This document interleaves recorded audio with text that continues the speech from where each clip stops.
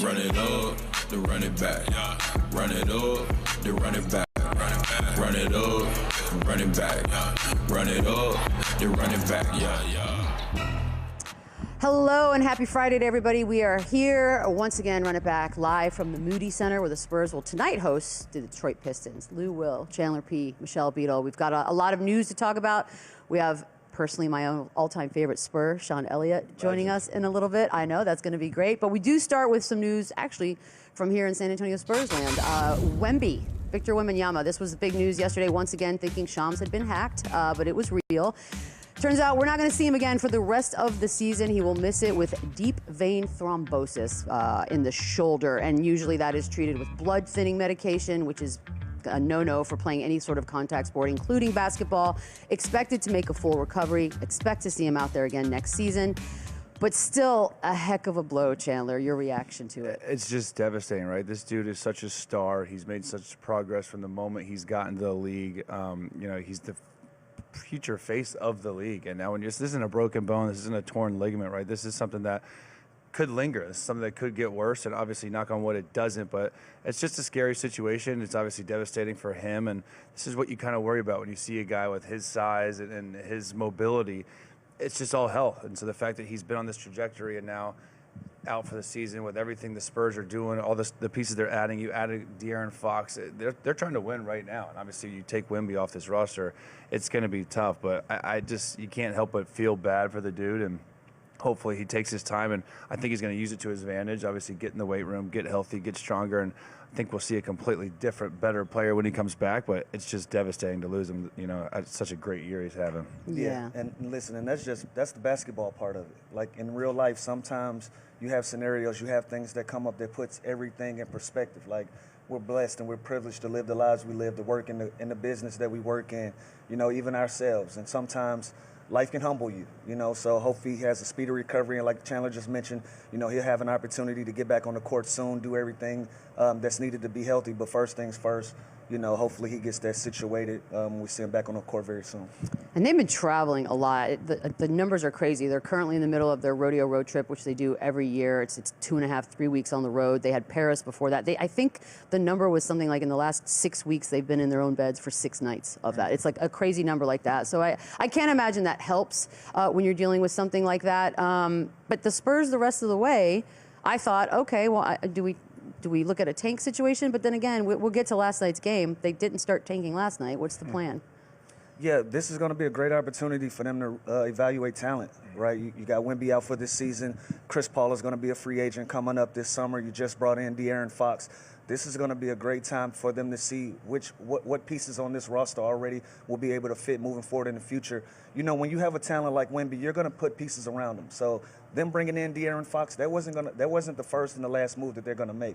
They're going to bring in guys where this team can be competitive. So in the meantime, you got to see what you have on your roster, who's worth keeping, who you're going to shop around, and see what you have in the future to come up. Yeah, and they still have enough to win games. And listen, looking into this blood clot, obviously those are 2 scary words you never want to hear in a basketball player. Brandon Ingram had the same thing, right? And then following year, the 2 years after that, was most improved player. So this doesn't have to be such a career-ending situation. I think this is obviously they're being cautious for right. But this team is loaded with young talent. You still have the Sohans, the Keldon Johnsons, the Vassell's. Stephon Castle has been unbelievable. So you still have enough to win, mixed with some vets, with Chris Paul still giving you a lot, with Harrison Barnes. So I don't think it's full tank mode. I think they're going to still try and get into the play-in, still try and fight and scrap. But this is just, you can't, they started Bismack Biyombo last night. He's the backup center moving forward. So I think that's obviously going to be a glaring hole. They don't really have a lot of size. They're going to have to play a lot of small ball, I think. Sohan's going to see some time at the 5 a bit. Starting? Maybe you start Castle, but I kind of like his role and what he's doing. He's obviously a cornerstone piece moving forward, but he's flourishing in his role off the bench. But yeah, I think naturally there's just more opportunity for everybody when a Wemby goes out. But what are they sitting in the 12th spot right now? So yeah, like 3.5 back. Yeah, so they've already had their issues. They don't have to go into tank mode. What you want to see from this group right now, especially with so many young guys, you just want to see guys be competitive. Go out on the floor every single night and compete. Just give yourselves an opportunity to win. You don't have to do anything outside of your body. Don't try to overcompensate for the loss of Wemby. Just continue to build and grow as a team, as a unit. And like I said, some of these guys will be back, some of them won't. But you want to have trust in the guys that will be there, knowing that they're going to compete at a high level every night. Yeah. Let's talk awards, because obviously Wemby was the hands-off favorite to win Defensive Player of the Year, but now he won't hit the 65-game minimum. It's kind of interesting that here we are having this discussion again about, do we change the rule? Do we like that rule? Or is this exactly why this rule's in place? I think it's exactly why it's in place, right? There's no difference in Jared McCain getting hurt, and he was going to be the runaway Rookie of the Year, right? Averaging 20-plus points. Like, this is part of the game, and at the end of the day, you do have to reward who's available and who's playing. And so, obviously, this is a tough blow. No one saw this coming. It's not like Wemby did anything wrong, and people know he's still the best defender in the NBA, although he's not going to get this award now. But listen, Jaren Jackson's been great defensively. Evan Mobley's been great. There's been guys that have had great years. It's just, it was a lock to be Wemby's, and it's probably 100%. A lock to be Wemby's next year. One of like 9 coming. But how do you fix it? I don't love the 65-game rule. I don't love it, but what do you put? Do you love a different number, or you just don't like it? The idea of it. I don't like it. I feel like it's a feel. Like, what, 17 games? That's 2-3 weeks of a season. You know, that's not a long stretch of time where guys can miss, especially when you got stretches where you're going to play 4 out of 5 on these nights. And if you got a bum knee or a bum ankle, but you're having a great season, that puts your back against the wall. Like we said, we felt like Wemby was a runaway with the Defensive Player of the Year. Now that he's going out with, 20-some games left, now he's not even going to be qualified to have an opportunity to win that award. Like, we don't even know who's going to be the second or third guys that's going to step up and have an opportunity to win this award now. And if you're like a Jaren Jackson, is it almost like being a replacement in the All-Star game? Is it almost like, does it even feel? Obviously, it feels good. You're going to get a huge bonus from your shoe sponsor. You're going to get it's obviously you're still going to be Defensive Player of the Year, but does it lessen the excitement a little bit just knowing it was Wemby's? I'm sure truth serum maybe a little bit. But if I'm an All-Star replacement, at the end of the day, I'm still an All-Star. Like, it doesn't bother me one way or 2 years. But it feels less shiny. But 2-3 years from now, you think people are going to remember I was a replacement? It's just going to say All-Star on my Wikipedia. I don't think it really matters. I mean, you're asking the question. Would it bother you? Like, if you knew, Jaren Jackson's very aware of what I feel like this is was. slightly different. I feel like everyone knows it was Wemby's, and this is, the voting on the All-Star, they could mess it up, right? It also depends on what reward we're talking about as well. Like, we don't really celebrate the Defensive Player of the Year award anyways in the NBA, and we should, by the way. But as fans, what do? We complain, nobody plays defense in the NBA, and then you have a conversation about Defensive Player of the Year. So if we can get it to the level of some of the other awards that are really, really, well, it's respected but coveted, I think that'll be a different conversation that you have at home with your family, your friends when you celebrate it, and online and the internet when people are being critical. And especially the way the league has gone now with everything so offensive-minded and so many three-pointers and the pace is so fast. I think the Defensive Player of the Year award is more important now than ever, because now it still shows you still are impacting the game. You're still impacting winning. You see in Dallas, they said defense wins championships. So clearly front offices and ownerships are thinking that way. So I think it's very important. It's a huge award to get. There was a game last night. Did you enjoy yourself? I did. It was fun. Okay, fair enough. Yep, Suns were here playing the Spurs in this building. The Spurs with a big win despite the loss of Wemby, 120-109. Final, De'Aaron Fox had 26, including 11 straight in the final 3 minutes. Chris Paul finished with 13 and 10 assists. Now, by the way, second all-time in steals. Kevin Durant with 22 points in his big return to where he once went to school. But De'Aaron Fox came here to be paired with Wemby, obviously. And unfortunately, they've only gotten 5 games to try that together. So we'll start, Lou, with sort of the team. We like to figure out whose team is this? Is it now Fox's? Absolutely. And this is what you want to see from a former All-Star guard that you bring in, right? You want to see him in All-Star form. You want to see him lead. Like, let's see what he's made of. You brought him here to pair with Wemby. He's been playing decent basketball, been playing really good basketball actually. And now with Wemby going out, this is going to be an opportunity to show at the point guard position how elite of a two-way player that De'Aaron Fox can be. So like I said, when you have so many young guys, now this is a time to put your stamp on this team. This is an opportunity for you to put your personality on it, lead these young guys, and put yourself in a position, best possible position that you can. Yeah, it's definitely it's going to be, the offense is going to go through him. He's so elite in transition. He's so fast, and now he has the rest of the season to kind of get used to this chemistry, get used to this system, get used to these teammates. And obviously him and Wemby are the big 1-2 punch, and you'd love to see them develop that and have that done on the court. But it'll be interesting to see. This team is such a collective effort team. They have so many young guys. You can see some nights it's Vassell, some nights Keldon Johnson. I feel like Keldon Johnson used to be like the main piece. Now it almost feels like he's the one to kind of go if they kind of bring in someone else. You know what I mean? So it happens quick, but this team is deep. They defend. They play the right way. But definitely, De'Aaron Fox is the head of the snake. That was fun, all that positive energy. I'm telling you, really they're on to something. Yeah, it was interesting watching this game last night from where we were sitting. They play a lot harder than the Phoenix Suns. What did I try to tell you? It's That's crazy. in their DNA, though. Like, we always talk about heat culture and all this stuff. Like, the San Antonio Spurs have always had a rich culture and being competitive, playing the game the right way, where you can kind of plug and play guys. Like, it doesn't matter what's going on. And shout out to Pop. We haven't even spoke about Pop in a while when we speak about the San Antonio Spurs, but he's put in place of culture where you have guys that are going to play a certain way, going to play the appropriate way, give themselves a chance to win games. And like you said, De'Aaron Fox, Keldon Johnson, all of these guys, you never worry about them. You never hear too much crap about them. They're going to go out, they're going to compete and give themselves a chance to win. And there's good news on the Pop front. I did a thing with R.C. Buford yesterday, and things are going along. He's crushing physical therapy, so hopefully sooner rather than later. And now we got to talk a little of the negative of what went on here, because the Suns, 4 straight, and 7 of their last 8 have been losses. And Chandler, you had a front row seat to whatever that is last night. We've been saying we sort of have given up, but what did you see? It's still really confusing. First of all, they just don't defend, number one. They have glaring holes defensively, which doesn't make sense because they have a versatile lineup where they can switch 1 through 5. They have the personnel to be a solid defensive team.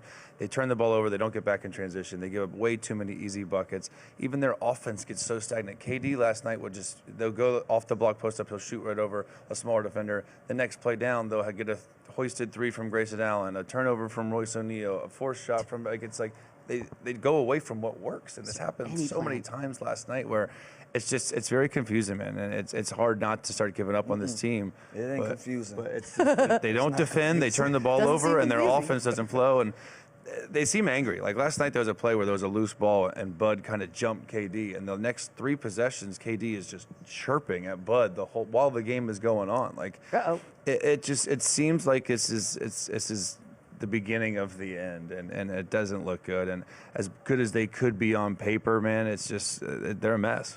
It makes all the KD going to be moved in the off-season talk start to get a little louder, I would imagine, Lou. It's weird to see what you guys saw. He's gone. Like at this point, we're beating a dead horse. They're just not a good basketball team. Fair enough. And they obviously they're going to make some changes this summer. That's going to start with Kevin Durant being in the last leg of his career. He's going to want to win. He's going to want to compete for a championship, or at least play the game in peace somewhere that he wants to be, where he's wanted, and he can have an opportunity to win basketball games and go out on a high horse. But right now, this ain't it for the Phoenix Suns. Losers of the last eight of 9, like. There's not a switch that they're going to turn on. Like, we keep talking about the Phoenix Suns because of the talent that they have on their group. Like, they have a roster that you would think would be at the top of the Western Conference, and they just fell short of expectation.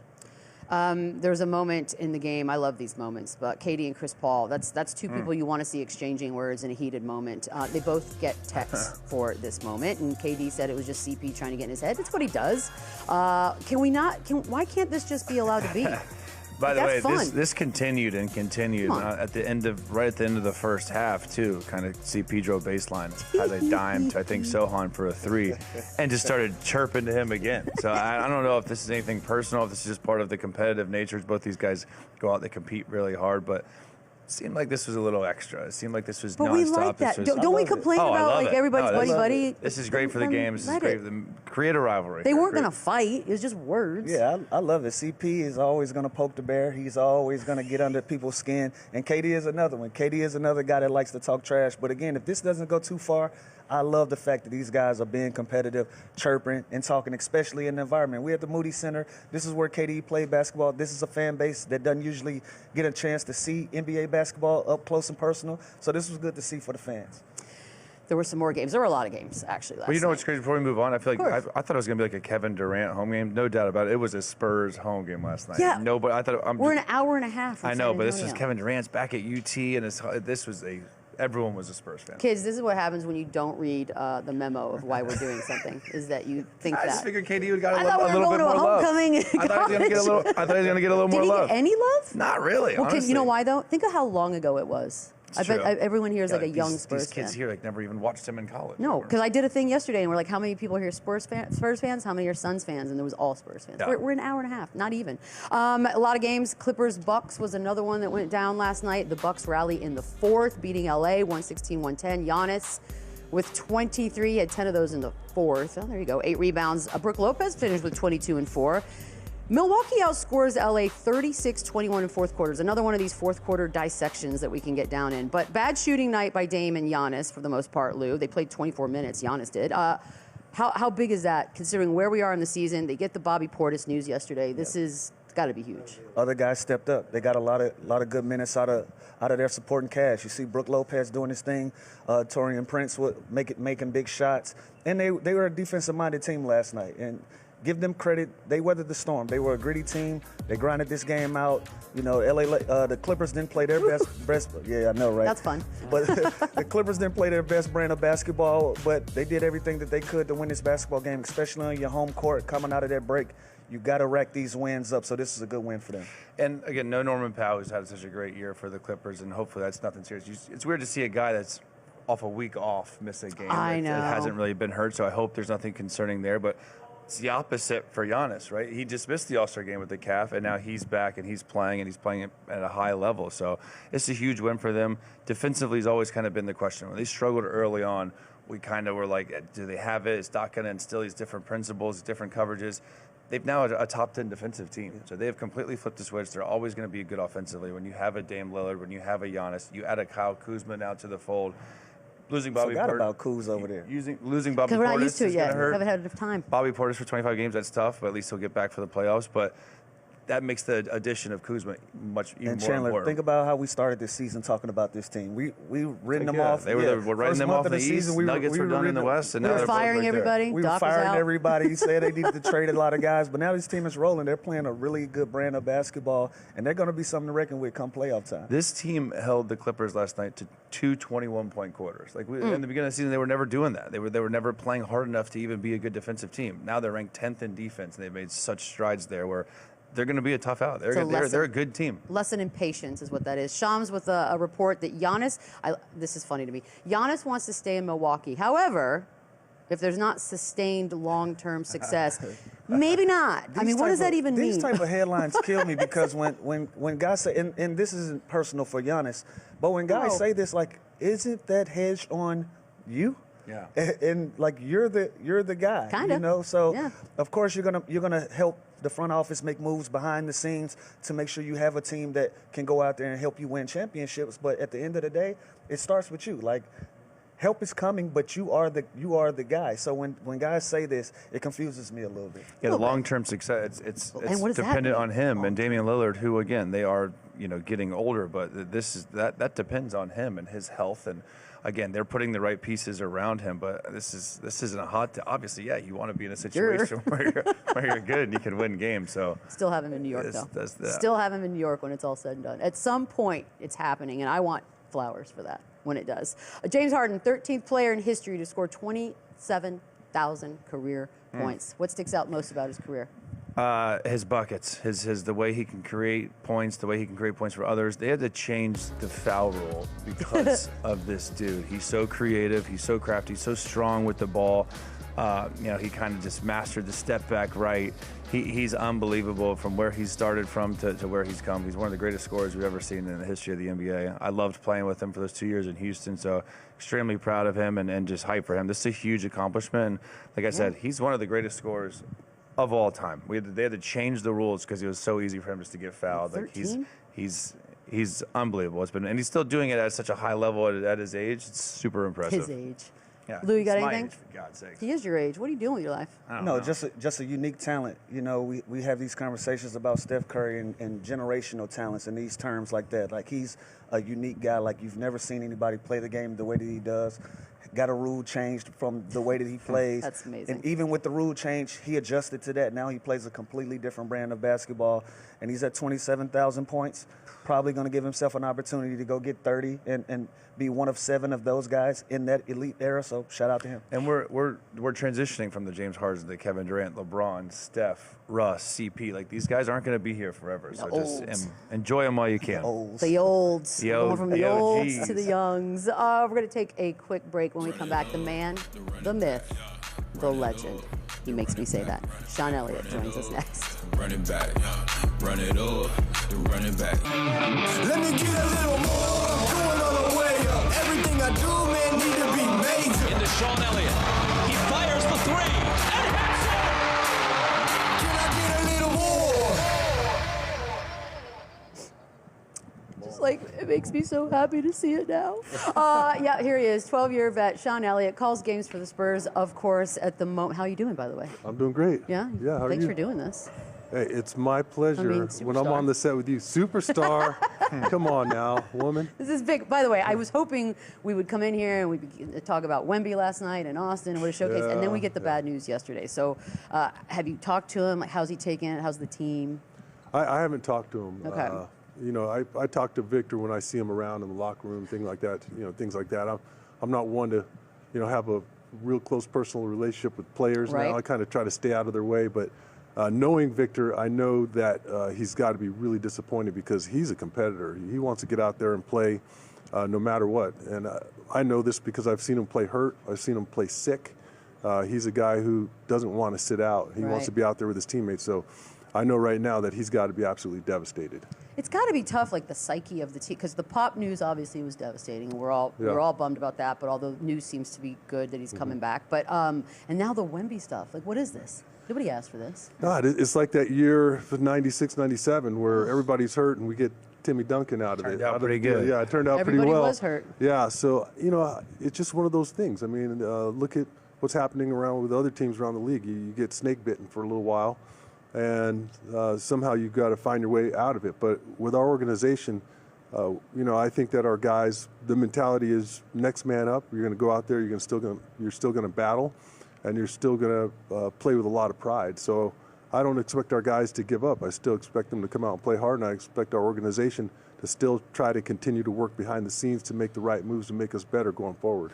This was also just so shocking to me because this is the one dude that was really just playing hard in the All-Star game. Yeah, All of a sudden, yeah. You hear this yesterday, Right. It's like, geez, you can't catch a break. But you mentioned they're not just going to give up, right? The Spurs are 24 and 29 on the season. They're currently in the 11th seed, I think 3.5 games out of the play-in.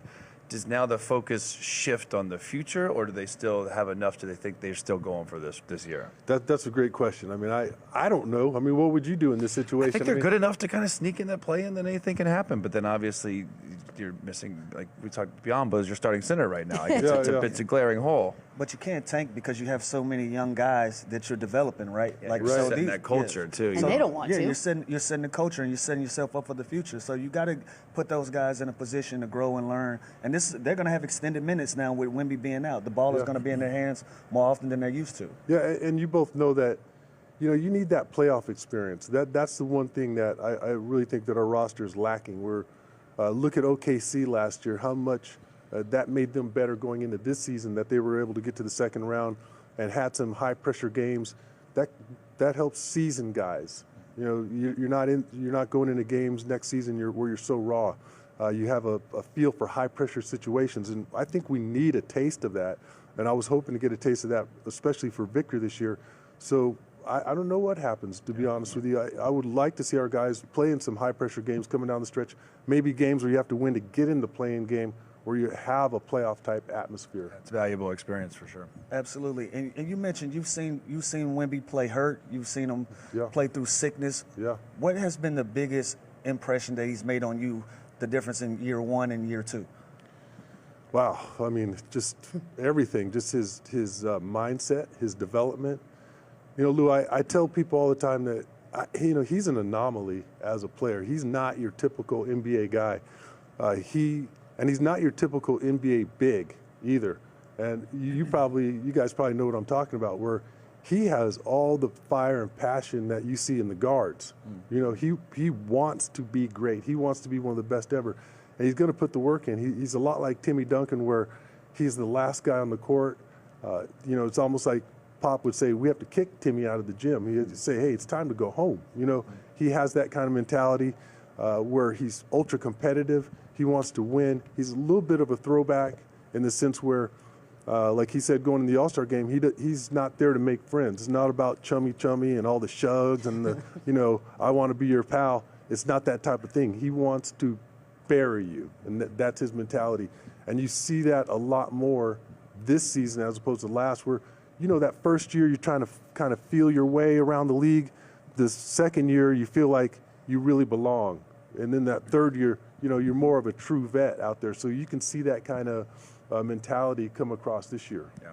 I think it's, I mean, it doesn't feel like that long ago, although it feels like he's been in the community forever. But, you know, he gets drafted, he shows up in San Antonio. It was hot as hell that day. He's got a cowboy hat on.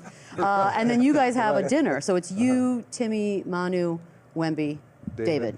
Yeah. Who calls for that, and who talks the most? And who pays for that? And who pays? Does Pop pay for that? That was all Spurs, because we were in the back. Cheapos. Yeah, you're right. So we were back at Chef's table, Yeah, of course. having dinner back there, and in the other room was Pop and RC and Brian Wright, and those guys with Victor's parents and his brother and sister with his family. So that was a Spurs thing, and you know how the Spurs are. So you bring them in.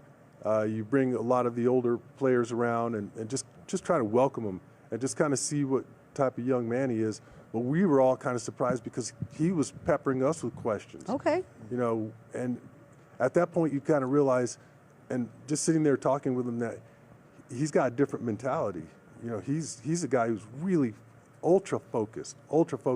He's not concerned about anything away from the court. He's concerned about getting his rest. I mean, you can't call the 9 o'clock thing. Can't call the kid after. Can't call him after 9 o'clock now. God, no. He's getting his sleep. He's reading before the games. That reminds me of Big Dave. Big Dave was always reading like Macworld. Yeah. He'd be on the train table. Like the computer? Yes. Oh God. You'd be like, big fella, what are you doing? We got a game. There's a scouting report. Big Dave's reading Macworld. Right. So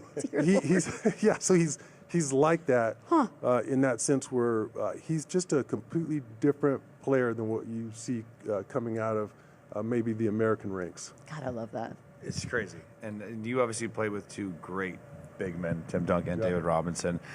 How do you compare them to a Wemby? And is there any doubt Wemby, which is crazy to even ask, could we be better than them? No, that's not crazy. It's not crazy. It's crazy that's not crazy. No, that's not crazy at all. At all. I think he has all the ingredients to be better than those guys.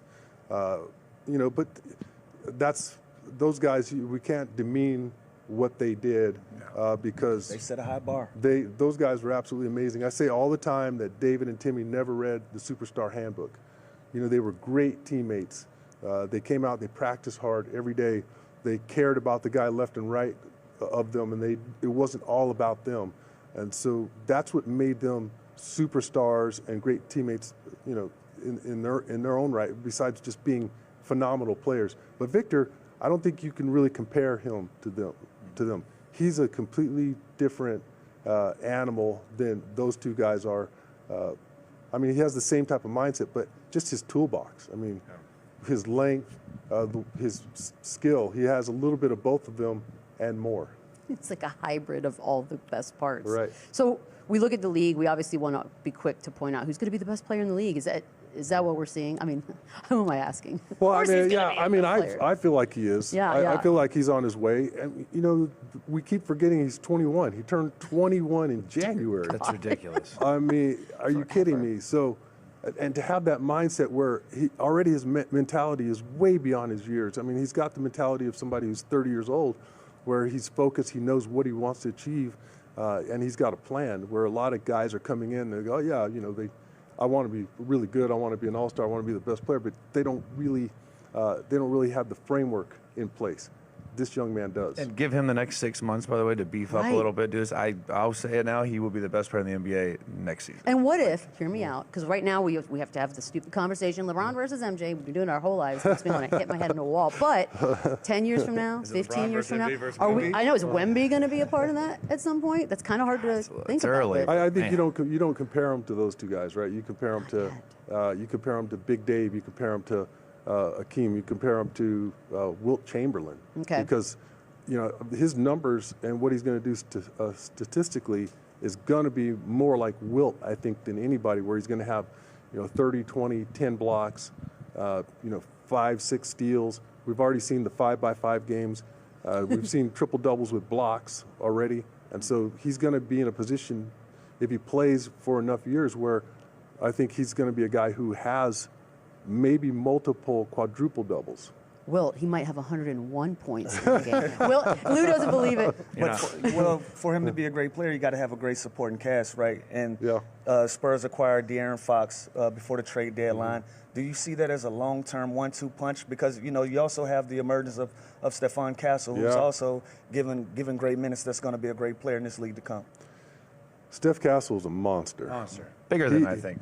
Yeah, he's bigger. He's huge. When you see him up close, I call him a mini Kawhi, because he's got that same kind of build, maybe an inch or two shorter, but same type of player. Matter of fact, I saw Kawhi's very first practice as a rookie, and I remember looking at him and I said, God, the guy's got he's got a big body, long arms, but he couldn't shoot outside the paint. This kid can do all that, and he's got that same type of build. So you throw him, you talked about De'Aaron Fox, who has been already an amazing pickup for us. Just a different type of mindset where you're fearless down the stretch. The ball is in his hands late in the fourth quarter. You feel good. You feel good about your chances, both he and Chris Paul. But going forward, De'Aaron Fox is a guy that I have no doubt, if he stays in San Antonio, that's going to be a combination that's going to be extremely difficult to deal with. And so you add Fox. Castle is probably the rookie of the year. He's had a great year. Yeah, not probably. He is. He's the rookie of the year. Is this a situation where you now move CP3 to the bench to give Castle more opportunity, or do you continue to play them together? Like, how do you see that playing out? Yeah, that's going to be a problem for Mitch Johnson and his staff to figure out, right? Because I mean, it goes back to what we were talking about earlier. What do you do in this situation if you get to a point where you're not going to make the playoffs and you can see it on the horizon? What do you do? Are you going to continue to run Chris Paul into the ground, Harrison Barnes into the ground, or are you going to give those guys a little bit of rest and maybe they come back next year, continue to mentor our guys, and then you give Steph Castle a little bit more seasoning at that 1-2 spot, give him more minutes, because that's been a big dilemma right now, trying to get Steph Castle out there on the court and continue to develop him. You played in a couple All-Star games. One was in overtime. The other was a win by the East, I think double digits. Yeah. This year, the conversation started immediately with all the changes and whether we liked it or hated it or what was it. What do you think needs to be fixed about All-Star, the game itself? That's a hard question. Chandler talked about what Victor brought, that competitiveness, and I think that's just it. It's just the competitiveness. When I played back in my day, right? Like the winner's share was like $15,000, right? The losers was like 10. And we wanted that 15. Like we wanted that extra 5, but more importantly, I think we wanted the bragging rights. Like we beat the East, or that's what we were thinking about. I don't know if that's gone now. I mean, at some point, guys have to care. You have to care, and you have to give the fans what they want as well. They want to see the battle. They want to see the struggle. They want to see All-Stars really going at it, not just running around throwing lobs and sheepishly running down the court because that was a BS play and no one sat there and stopped you or tried to stop you. Where's the competitive fire? That's the biggest thing, and I don't know how you light that under guys when right now everybody's getting everything they want. Everybody's making a ton of money. I don't know how you light that competitive fire, because that's what's missing. Yeah. The gimmicky stuff is the commissioner trying to come up with something because they understand that competitive fire isn't there like it used to be. We need more Wemby and SGA type. It's just got to come down to pride. I've never been an All-Star. I've been close a few times, and I would give my left arm to play in an All-Star game. Yeah, because there you have it. It's something that you want to have on your resume. It's something that you want to take pride in your career. And at this point, like we said, these guys make a ton of money. That's going to be in place. At some point, there has to be a separation. Somebody has to say, you know what, I'm different from the rest of the group. I'm the best player on the floor. and then you start getting the competitive juices flowing. But it just seems like that's not a concern to these guys. Yeah, and that's just it. It's just an all-star is just another notch on the belt, right? It's just on your resume. It used to be the best pickup game in the world, and now it's not, because whether it's they're making so much money or whether they're scared to get hurt, whether they're more focused on finishing the season strong. I respect Adam Silver for trying these different formats, and now you hear the whole world versus USA thing. There's all these different ideas. I love the one-on-one tournament, but then that doesn't guarantee that they're going to even play hard one-on-one. So I love that they're trying to make All-Star Weekend thinking, because I remember when I was watching you guys, it was like the highlight of the year, like the dunk contest, the game. It was awesome. It's lost that a lot. Bring somebody with a Kobe mentality back to the game. An assassin. And that, one guy who just sparks everybody. I know. And but also the league has to share responsibility in where the game is as well. Like, we just watched 23 total minutes of basketball being played, right? Like, cool, we love our entertainers and all of that, but let's get back to the core of what makes this thing special. It's the basketball. It's the being competitive. Like, let's cut some of the photo shoots down. Let's cut some of the too much hoopla. Yeah, let's cut some of the activations down, some of the hoopla, and on Sundays let's focus on basketball, and we might get a better product out of it. Like, think about if you're Evan Mobley or if you're Sengun, you make an All-Star game for your first time. They played 6 minutes. Right. It's more. I saw Kevin Hart more than I saw the All-Stars. Right. No, it's crazy. I totally agree. And then you want to go out there and you want to put up, you want to go out there and you want to have a good performance. You want to put up good numbers, right? So you only get 6 minutes out there. You're sitting around most of the time. Yeah. That's not really the All-Star experience, right? You want to go out there and you want to mix it up with everybody. 100%. I don't know that we were prepared either as viewers. Like, I didn't know that there was going to be so much break time and just stuff. That was weird. If you told me Cade Cunningham wasn't there, I'd believe you. Like, and with no clock, you got to eat up time. Block Wemby? We basically watched 3 halftimes. Right. Yeah, they had 2 15-minute breaks, actual halftime, so guys were standing around getting cold. So that part isn't on the players. That's why I say the league has to share responsibility in where the All-Star game has gone. Let's sit down for a second. If we wanted to be competitive on Sundays, we're playing basketball, nothing else, nothing more. The rest of the weekend, we can do whatever. But on Sundays, let's focus on the game. Boom. We're not going anywhere. Sean's sticking around. We got more Run It Back on the other side. Run it up, then run it back. 12 seconds left in regulation. Into Sean Elliott. He fires the three and hits it! San Antonio takes the lead. 6 3-pointer today for Sean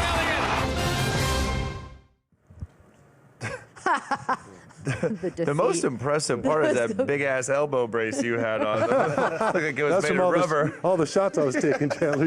You know something about that, too. That's right. So does Lou. Lou knows about that. Okay, so that He's is wearing a bigger brace than I was, maybe. That's 99. That is the Memorial Day Miracle. Is it true contractually that video has to be shown anytime you agree to do anything? No, it's not true, but yeah. Sean? But my guys, if they want dinner on the road 2 or 3 times a year, they better show it. They have to show it, by the way. So that is like, I was a lowly intern at that game, and it was such a moment that I remember like it was yesterday. So for you, what was the thing that stood out the most of that moment, and what went on after that? I think it was really satisfying, because I think throughout my career there were lots of times where I wanted the ball late in the game and didn't get it, right? Fair. So I was always one where I was always complaining because I didn't get the ball, right? So that game, actually, in warm-ups, I went through my routine where you shoot 25 threes, and I missed 2 that bounced in and out, and then my one miss that day bounced in and out. So it felt like, and these guys know, when you're out there, didn't matter where you caught the ball, didn't matter what was happening. If you just let it go, it was going to go in. And so that's what I remember most vividly about that game. So good. And Sean, you played with Tim Duncan his first 4 seasons, including winning the title, as we just seen. What made Timmy so special? Everything. Timmy was one of the guys who you could show him something, Lou. You could do something your whole life, and you could show him how to do it, and 10 minutes later, he's doing it better than you ever did, right? That's the type of guy he is. But what I most admired about him, he was a crazy competitor.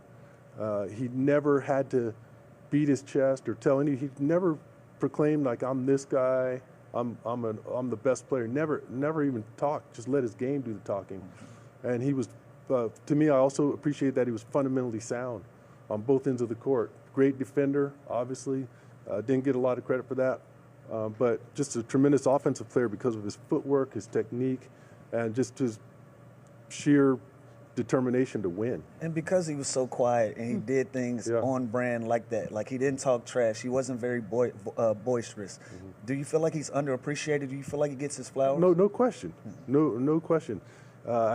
Because I think we're in a society where we appreciate people yelling and screaming in the other guy's face, and we think that's toughness. Right.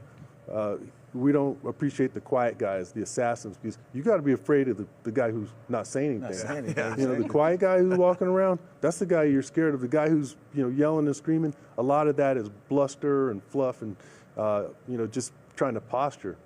Timmy was none of that. And you hear him as mostly a quiet, laid-back dude, but we've heard some stories. You know, Boogie told us a great story. Kevin Garnett has heard the stories about him talking trash. Do you have a good story that stands out, or he's not that quiet of a guy when he talks a little bit? No, I mean, the whole Boogie Cousins thing, that was a whole thing that blew up too, and that wasn't good for me either. It wasn't good for DeMarcus, and you know, I think when I look at that situation, I was actually calling that game, and Timmy, you know, DeMarcus Cousins got in Timmy's face, and then I said something about it, and then DeMarcus and I went back and forth, and I felt like, first off, I think I maybe overstepped as an announcer and got on DeMarcus a little too hard, you know, trying to defend Timmy because I love Timmy, he's my guy, but Timmy, again, he let his game do the talking, you know, and that's what I appreciated most about him. So 2016, Timmy's watching games, and he texts you, "You look like a burnt earthworm with glasses." And I still look like that. That is rude. What does he? Is this a practice for him to be texting you rude things?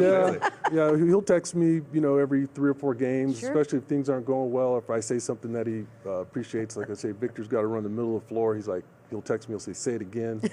But if we, you know, we do something down the stretch that he doesn't like, he'll text me, or if I'm always taking shots at him, too, right? Like talking about his age, and so his style now is interesting. His style is interesting, but more so his age. Like we had a World War II veteran who was 100 years old on the court the other day, and we recognized him. And I said, rumor has it that when he was growing up, he had Timmy's poster on his wall, you know. And Timmy's like, "How do you get away with that crap? You know, you're older than I am." Seriously. And so, you know, he gets after me that way, but he's. No, he's. I mean, Timmy's he's a true gem of a person. I mean, forget the basketball stuff, the stuff that he's done for his home, things he does for the San Antonio community. He's a tremendous human being. I know we want to talk a little bit about Pop and you playing for him and what that's like, but what's the latest? Is he? How's he doing? You know, he's just working hard every day to get back to normal. Is what we hear right now, and. You know, if you know anything about Pop, he's relentless. He's absolutely relentless. You know, when I'm out on the road and I go to the workout room, half the time, you walk in there and Pop's in there. Every time. He's lifting weights. He's on the treadmill. He's got this funny routine where he throws his arms up and he does the medicine ball thing. Yeah, like, he's doing all kinds of wacky stuff, and you're like, man, and he's in there all the time. And so he's just absolutely relentless. And so I have no question that he's going to get back to being Pop. It's just a matter of if he wants to get back on the sidelines or not, because I think if it's up to him, then he's going to make it. He's going to do whatever he wants to do. DeMar DeRozan, who's a great friend of mine, speaks so highly of Pop. And 17 years in the league, I've never had a conversation with Pop, never had an opportunity to interact with him. Give me one of your best Pop stories. I mean, I think there are way too many.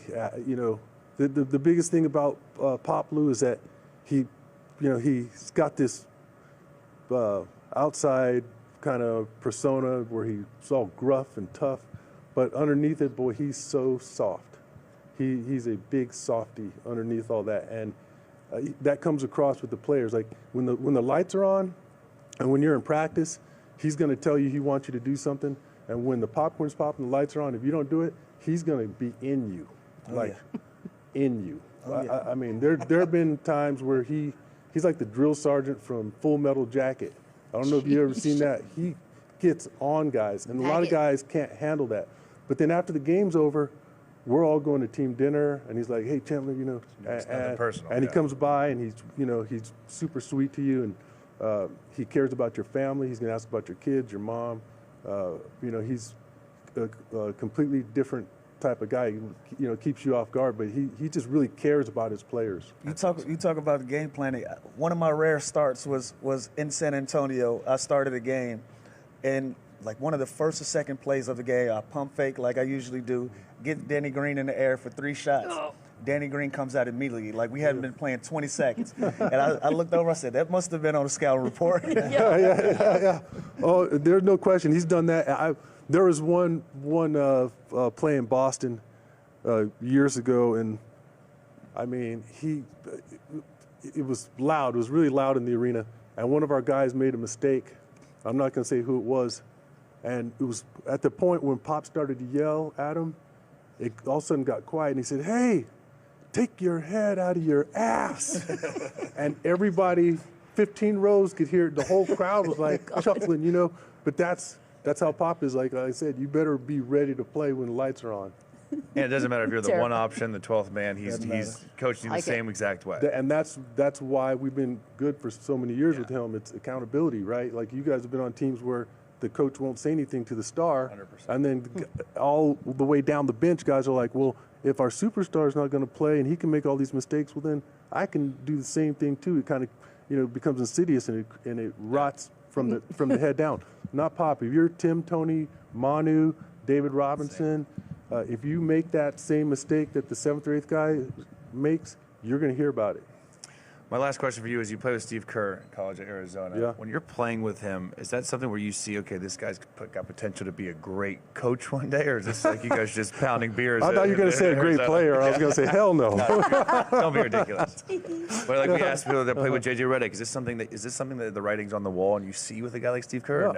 No, because I wasn't thinking that way back then. Yeah. You know, I wasn't thinking that, you know, guys that I played with, Avery Johnson, maybe I thought he was going to be a coach. Steve Kerr, I wasn't thinking he was going to be a coach. I didn't think Steve wanted to do that, to be honest with you. He never told me that he wanted to coach. Vinny Del Negro, other guys, Doc Rivers. You just didn't have that mentality where you thought they were going to become coaches. But Steve had all the pedigree out there with Lute, with Phil Jackson, with so many great coaches, with Pop, obviously. And so he's always had a great mind for the game. So when he took the job at Golden State, I knew that Steve was going to do great things. That's awesome. Sean, I miss you guys.